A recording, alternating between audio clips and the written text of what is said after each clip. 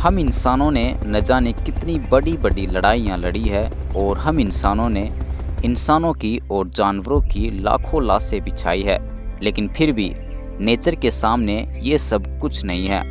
हर साल बहुत सारे नेचुरल डिजास्टर होते हैं जिनमें भूकंप, ज्वालामुखी का फटना, चक्रवात, बाढ़, जंगलों में लगने वाली आग और सूखा शामिल है। और अगर एवरेज अनुमान लगाया जाए तो हर साल लगभग 60,000 लोग इन नेचुरल डिजास्टर्स की वजह से मरते हैं। आज के इस वीडियो में आप देखोगे और आप जानोगे इतिहास में सबसे बड़े नेचुरल डिजास्टर कौन से थे, जिनकी वजह से बस कुछ मिनटों में लाखों इंसानों और अनगिनत जानवरों ने अपनी जान गंवाई थी। तो दोस्तों बने रहिए एनिमल टीवी हिंदी के साथ और वीडियो का मजा लीजिए। मानव जीवन की शुरुआत से ही हिंसक प्राकृतिक आपदाएं मानव जीवन का एक तथ्य रही है, लेकिन फिर भी प्राचीन समय में हुई इन प्राकृतिक घटनाओं में कितने लोगों ने और जानवरों ने अपनी जान गंवाई है, इसका अंदाज़ा हम सही से अभी भी नहीं लगा सकते। उदाहरण के तौर पर थेरा, जो अभी वर्तमान में सेंटोरिनी ग्रीस नाम से जाना जाता है, यहाँ के प्राचीन भूमध्य सागरीय द्वीप में एक विनाशकारी ज्वालामुखी विस्फोट हुआ था। ये विस्फोट आज से लगभग 3600 साल पहले हुआ था। पुरानी किताबों और प्राप्त हुए अवशेषों की मदद से ऐसा पता लगाया गया कि उस जमाने का ये सबसे बड़ा नेचुरल डिजास्टर था और ऐसा माना जाता है कि उस ज्वालामुखी की वजह से उस इलाके में रहने वाले मिनोअन सभ्यता पूरी तरह से मिट चुकी थी।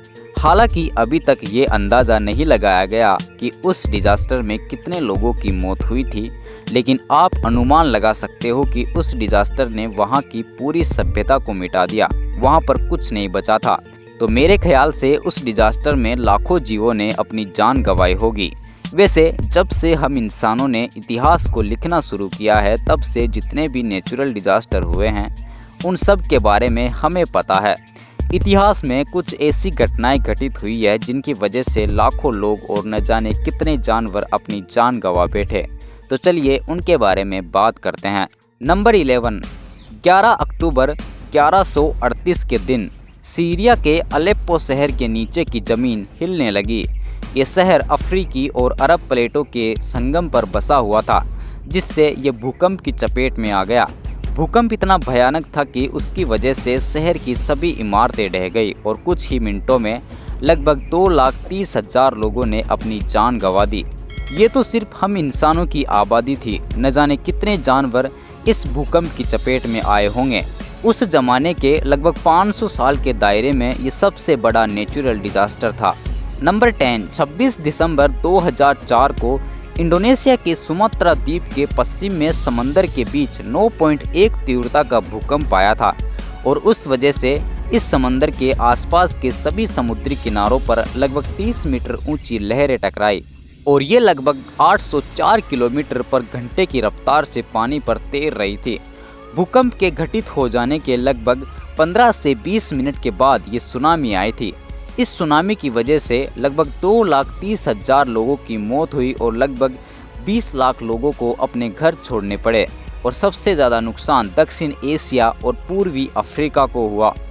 अनुमान लगाया गया कि इस सुनामी की वजह से लगभग $10 बिलियन का नुकसान हो गया था और ऐसा माना जाता है सन 1900 के बाद ये तीसरा सबसे बड़ा भूकंप था और ये सबसे बड़ी सुनामी थी जिसकी वजह से इतना बड़ा नुकसान हुआ। नंबर 9, 28 जुलाई 1976 को सुबह 3:42 पर चीन के एक शहर तांगसान में लगभग 7.8 तीव्रता के भूकंप की वजह से सारी बिल्डिंग्स जमीन पर धराशायी हो गई। लगभग 10 लाख की आबादी वाले इस औद्योगिक शहर में लगभग 2,40,000 लोगों की मौत हुई। कुछ विशेषज्ञ मानते हैं कि ये आंकड़ा गलत था। मरने वाले लोगों की संख्या लगभग 7 लाख के आसपास थी। इस शहर की लगभग 85% इमारतें ढह चुकी थी और इस भूकंप का असर चीन की राजधानी बीजिंग तक भी महसूस किया गया था। नंबर 8, अभी वर्तमान में जहां पर तुर्की और सीरिया देश है, वहां पर एक बिजान्टिन साम्राज्य का शहर था। मई 526 ईस्वी में इस शहर में एक भूकंप आया था जिसकी वजह से लगभग 2,50,000 लोग मारे गए थे। ऐसा माना जाता है कि इस भूकंप का जिम्मेदार उस जमाने के लोगों ने ईश्वर को माना था। इस घटना के बाद में ईश्वर को खुश करने के लिए वहाँ के लोगों ने बहुत कुछ किया और फिर उसके बाद में वहाँ पर कभी भूकंप नहीं आया।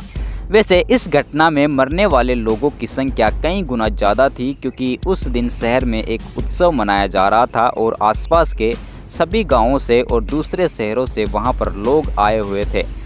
वैसे ये बहुत पुरानी बात हो चुकी है, तो सही से मरने वाले लोगों का अंदाज़ा अब हम नहीं लगा सकते।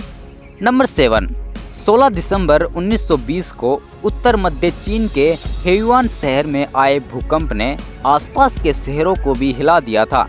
इस भूकंप की तीव्रता लगभग 7.8 थी, लेकिन चीन का दावा है कि इसकी तीव्रता लगभग 8.5 से भी ज़्यादा थी।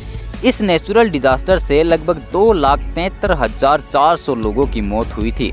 ज़्यादातर मौतें भूकंप की वजह से उस इलाके में हुए भूस्खलन की वजह से हुई थी। 2010 में चीन में हुए एक सेमिनार में ऐसा भी कहा गया था कि ये भूकंप 20वीं शताब्दी का सबसे भयानक भूकंप था। नंबर 6, कोरिंगा चक्रवात ने 25 नवंबर 1839 को भारत के बंगाल की खाड़ी के बंदरगाह शहर कोरिंगा में लगभग 12 मीटर ऊंची तूफानी लहरों के साथ प्रवेश किया। तूफान की हवा की गति और किस प्रकार का ये तूफान था, इसके बारे में तो पता नहीं चल पाया, लेकिन ऐसा माना जाता है कि ये तूफान भी उस जमाने का सबसे भयानक तूफान था। इस तूफान ने कोरिंगा बंदरगाह के लगभग 20,000 जहाज़ों को नष्ट कर दिया था और लगभग 3 लाख लोगों की मौत इस चक्रवात की वजह से हुई थी। उसी सदी में 1881 में एक चक्रवात ने वियतनाम में लगभग 3 लाख लोगों की जान ली थी। नंबर 5, 12 जनवरी 2010, यह दिन हैती शहर के लिए मौत का दिन था। उस दिन शहर में लगभग 7 की तीव्रता का भूकंप आया था, जिसकी वजह से उस शहर में लगभग 3,16,000 लोगों की मौत हो गई थी और लगभग 30 लाख लोग इस भूकंप की वजह से प्रभावित हुए। हैती पश्चिमी गोलार्ध में सबसे गरीब देशों में से एक है। भूकंप के द्वारा जो लोग गंभीर रूप से घायल हुए थे, उनका सही से इलाज ना हो पाने की वजह से उन्हें भी मौत का सामना करना पड़ा। नंबर 4, 12 और 13 नवंबर 1970 को बांग्लादेश से एक उष्णकटिबंधीय चक्रवात जा टकराया। इस तूफान में हवा की रफ्तार लगभग 205 किलोमीटर पर घंटा थी और इस तूफान की वजह से समुद्री किनारों पर लगभग 10 मीटर ऊंची लहरें आ रही थी। इसकी वजह से तूफान के साथ साथ बांग्लादेश के इन इलाकों को बाढ़ का भी सामना करना पड़ा। ये तूफान लगभग 2 दिन तक रहा, तो इस वजह से यहाँ पर बहुत सारे लोगों को मौत का सामना करना पड़ा। अनुमान लगाया जाता है कि इस तूफान की वजह से लगभग 5 लाख लोगों को मौत का सामना करना पड़ा था। मरने वाले इंसानों में ज़्यादातर चावल के खेतों में काम करने वाले किसान थे। उसके अलावा पता नहीं कितने अनगिनत जानवरों की भी यहाँ पर मौत हुई होगी। इस तूफान की वजह से लगभग 86 अरब डॉलर का नुकसान हुआ था।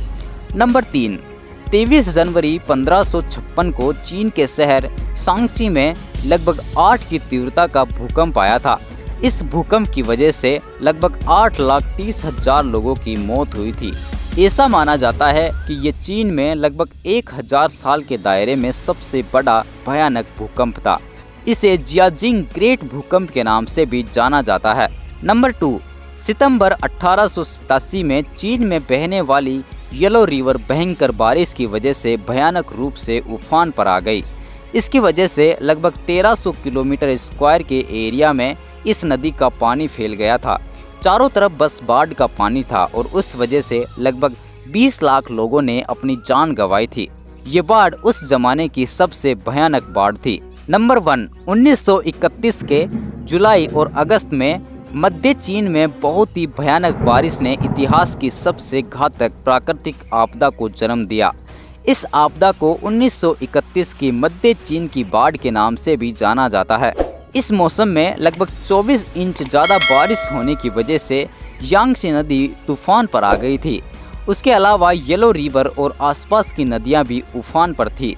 उस वजह से बाढ़ का दायरा लगभग 1,80,000 वर्ग किलोमीटर तक फैल गया था। दूर दूर तक ऐसा लगता था जैसे कि ज़मीन कहीं पर है ही नहीं, चारों तरफ बस पानी ही पानी था। उस वजह से लगभग 33 लाख लोगों ने अपनी जान गंवाई थी। ये तो सिर्फ इंसानों की संख्या थी, न जाने कितने जानवर इस बाढ़ का शिकार हुए थे। तो अब आप अंदाज़ा लगा लो कि हम इंसान ज़्यादा खतरनाक है या फिर नेचर। प्राकृतिक घटनाएं चाहे तो इंसान का पृथ्वी से नामो निशान तक मिटा सकती है, इसलिए नेचर सबसे ज़्यादा भयानक भी हो सकती है और जीवनदायक भी। वैसे इसी की वजह से पृथ्वी पर जीवन है, वरना सौरमंडल में दूसरे ग्रहों पर पृथ्वी से भी ज़्यादा भयानक प्राकृतिक आपदाएं आती है। वैसे मैं आप सभी से जानना चाहूँगा कि आपको इस वीडियो से कुछ सीखने को मिला या नहीं। कमेंट सेक्शन में मुझे ज़रूर बताएं। मुझे उम्मीद है कि आप इस वीडियो से ज़्यादा बोर नहीं हुए होंगे, तो प्लीज़ वीडियो को लाइक ज़रूर करके जाए और अगर एनिमल टीवी हिंदी पर आप नए हो तो चैनल को ज़रूर सब्सक्राइब करके जाए और हो सके तो बेल आइकन भी ज़रूर दबा दे, ताकि जैसे मैं कोई नया वीडियो अपलोड करूँ वो आपके पास तुरंत पहुँच जाए। आपका बहुत बहुत धन्यवाद, आपने इस वीडियो को एंड तक देखा।